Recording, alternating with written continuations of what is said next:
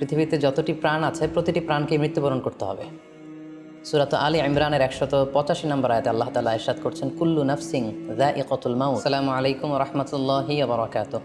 নাহমাদুহু ওয়া নুসাল্লি আলা রাসূলিহিল কারীম। আম্মা বা'দু ফাআউযু বিল্লাহি মিনাশ শাইতানির রাজীম। বিসমিল্লাহির রহমানির রহিম।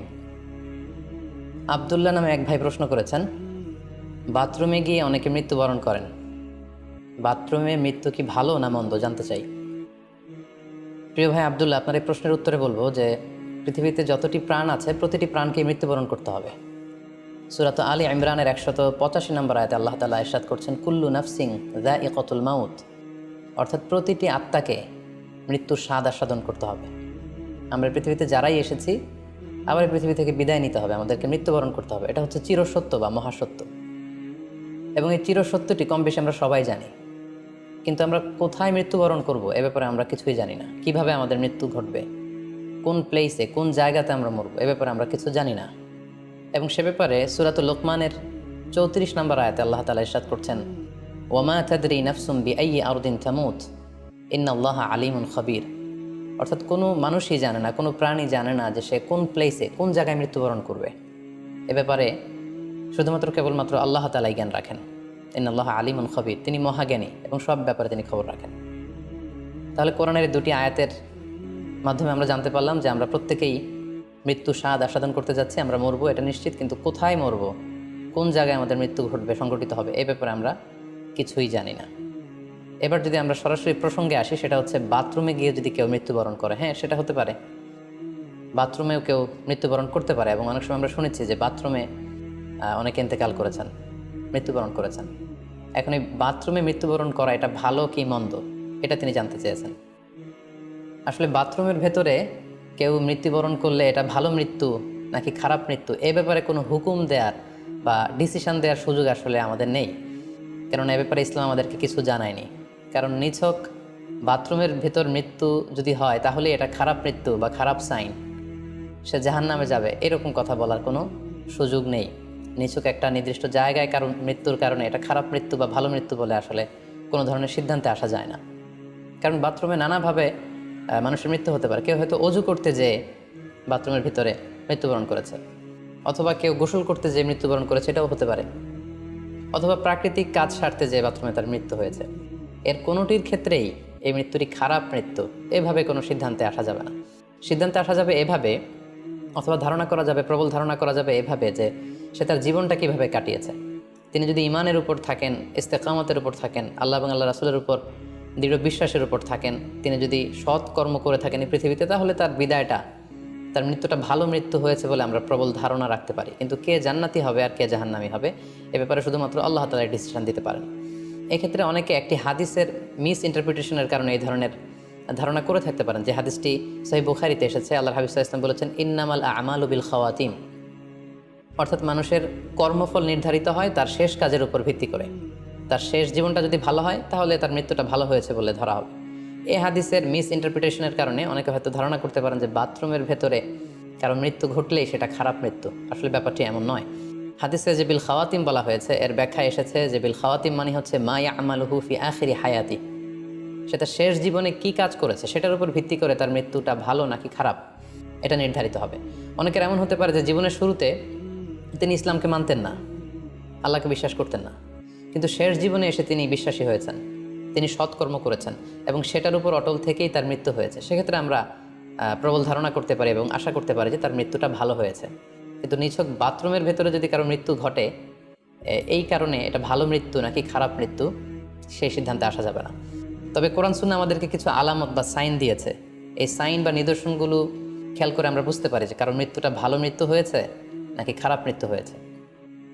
সেক্ষেত্রে শুরুতে আমরা আলামাতু সুইল খাতিমা, কারো মৃত্যুটা খারাপ কিনা বা মন্দ মৃত্যু বা মন্দ বিদায় কিনা সেটা আমরা শুরুতে শুনবো। সেক্ষেত্রে আমরা যদি কোরআন সুন্নাহর দিকে তাকাই তাহলে দেখব যে কোরআন সুন্নাহ আমাদেরকে জানিয়েছে কেউ যদি আত্মহত্যা করে মৃত্যুবরণ করে তাহলে এটা আমরা বলতে পারি যে এটা একটা খারাপ মৃত্যু ছিল। কারণ আল্লাহ রাসূল সাল্লাল্লাহু আলাইহি ওয়াসাল্লাম ইরশাদ করেছেন, সহিহ বুখারীতে এসেছে, মান কাতালা নাফসাহু বিশাইইন উযযিবা বিহি ইয়াউমাল কিয়ামাহ। যে ব্যক্তি তার নিজেকে যেই জিনিস দিয়ে আত্মহনন করবে বা আত্মহত্যা করবে, কিয়ামতের দিন তাকে সেই শাস্তি দেওয়া হবে। লেটসে কেউ যদি ছুরি দিয়ে স্ট্যাবিং করে তার প্রাণ হনন করে জাহান্নামে সে কেবল জাহান্নামের ছুরি দিয়ে নিজের পেটের ভেতরে এরকম ছুরিকাঘাত করতেই থাকবে, এটাই হবে তার শাস্তি। কেউ যদি বিষ পানের মধ্য দিয়ে সুইসাইড করে তাহলে জাহান্নামে তার শাস্তি হবে জাহান্নামের বিষ খেয়ে খেয়ে সেই কষ্ট বা শাস্তি ভোগ করবে। কেউ যদি গলায় দড়ি দিয়ে বা ওড়না পেঁচিয়ে গলায় ফাঁস লাগিয়ে সুইসাইড করে তাহলে আল্লাহ রাসূল সাল্লাল্লাহু আলাইহি ওয়াসাল্লামের হাদিস অনুযায়ী জাহান্নামে সে গলাতে শুধু ফাঁস লাগাতেই থাকবে। তাহলে আল ইন্তিহার মানে সুইসাইড, আত্মহত্যা করে যদি কেউ মারা যায় সেক্ষেত্রে আমরা বলতে পারি যে এটি খারাপ মৃত্যু ছিল, মৃত্যুটি ভালো ছিল না। তাছাড়া কোনো ব্যক্তি যদি কবিরা গুনাহ সম্পাদন করা অবস্থায় ইন্তেকাল করে, লেটসে কেউ মদ পান করা অবস্থায় তার মৃত্যু ঘটেছে, কিংবা ব্যভিচার করা অবস্থায় তার মৃত্যু ঘটেছে, কিংবা কারো উপর সে জুলুম বা অত্যাচার করছিল, এরকম বড় কোনো কবিরা গুনাহ সম্পাদন করা অবস্থায় যদি কারো মৃত্যু ঘটে যায় সেক্ষেত্রে বলা যেতে পারে যে মৃত্যুটি খারাপ ছিল। পাশাপাশি বাবা মা যদি কোনো ভ্যালিড কারণে সন্তানের অন্যায়ের কারণে সন্তানের প্রতি রেগে থাকেন এবং ওই অবস্থায় যদি সন্তানের মৃত্যু ঘটে তাহলে এটি একটি খারাপ মৃত্যু ছিল বলে ধারণা করা যেতে পারে। এবং স্বামী যদি তার স্ত্রীর প্রতি রেগে থাকে কোনো স্ত্রীর অন্যায়ের কারণে এবং সেই অবস্থায় যদি স্ত্রীর মৃত্যু ঘটে তাহলে এই মৃত্যুটি মন্দ মৃত্যু বা খারাপ বিদায় ছিল বলে আমরা ধারণা করতে পারি।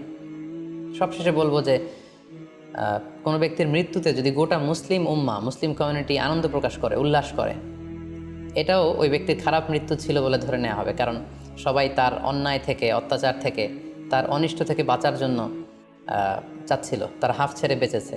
সো মুসলিম উম্মাহ যদি, গোটা মুসলিম উম্মার ভালো লোকরা যদি কারোর মৃত্যুতে আনন্দ প্রকাশ করে তাহলে তার মৃত্যুটা খারাপ মৃত্যু ছিল বলে ধরে নেওয়া যাবে। এই সমস্ত আলামতগুলো যদি আমরা খেয়াল করি, এগুলোর ভিত্তিতে বলা যেতে পারে যে তার মৃত্যুটা মন্দ ছিল, তার বিদায়টা খারাপ ছিল। এবার আমরা যদি হুসনুল খাতিমা অর্থাৎ ভালো বিদায়, কোনো ব্যক্তি যখন আমাদের থেকে বিদায় নিল, মৃত্যুবরণ করলো, তখন আমরা কিভাবে বুঝবো যে বিদায়টা ভালো ছিল এবং এই লোকটা আশা করি যে জান্নাতি হবে, এটা আমরা কিভাবে বুঝবো? প্রথমত বোঝার মাধ্যম হচ্ছে আন-নুতকু বিশ-শাহাদাতি ইনদাল মাউত। মৃত্যুর সময় যদি কেউ আল্লাহর জিকির করা অবস্থায়, আল্লাহকে স্মরণ করা অবস্থায় কিংবা শাহাদাত বাণী পাঠ করে যদি মৃত্যুবরণ করতে পারে তাহলে আশা করা যায় যে এই মৃত্যুটা খুব ভালো মৃত্যু হয়েছে। কারণ আল্লাহ রাসূল সাল্লাল্লাহু আলাইহি ওয়াসাল্লাম সুনানে আবু দাউদের এক বর্ণনায় ইরশাদ করেছেন, মান কানা আখিরু কালামিহি লা ইলাহা ইল্লাল্লাহ, যে ব্যক্তির শেষ বাক্য হবে লা ইলাহা ইল্লাল্লাহ এবং এই কালিমাতুত তাইয়্যিবা, এটা পরে যদি কেউ শেষ নিঃশ্বাস ত্যাগ করতে পারে তাহলে সে জান্নাতে প্রবেশ করবে বলে আল্লাহ রাসূল সাল্লাল্লাহু আলাইহি ওয়াসাল্লাম আমাদেরকে সুসংবাদ দিয়েছেন। তাহলে মৃত্যুর আগে কালিমা পরে মরতে পারা এটা একটা সৌভাগ্যের বিষয় এবং এটা একটা ভালো সাইন। পাশাপাশি বিশ্বাসী ব্যক্তিরা, ইমানদাররা যখন মৃত্যুবরণ করে তখন তাদের কপাল ঘেমে যায়, অর্থাৎ মৃত্যুর পরে মৃত ব্যক্তির কপালে হাত দিয়ে যদি আমরা দেখতে পাই যে কপাল ঘেমে আছে, সোয়েটিং, প্রচণ্ড ঘামছে, এটা দেখেও আন্দাজ করা যেতে পারে বা ধারণা করা যেতে পারে যে মৃত্যুটা ভালো হয়েছে। কেননা সুনানে তিরমিজির বর্ণনায় আল্লাহ রাসূল সাল্লাল্লাহু আলাইহি ওয়াসাল্লাম ইরশাদ করেছেন, আল মুমিনু ইয়ামুতু বিআরাকিল জাবিন, বিশ্বাসীরা যখন মারা যায় তখন তাদের কপাল ঘেমে যায়। সো অনেক আল্লাহওয়ালা ভালো মানুষের মৃত্যুর পরে আমরা এটা দেখেছি বা শুনেছি যে ইন্তেকালের পরে তাদের কপাল ঘেমেছিল এবং সেটা দেখে কিন্তু বোঝা যাবে যে মৃত্যুটা ভালো ছিল।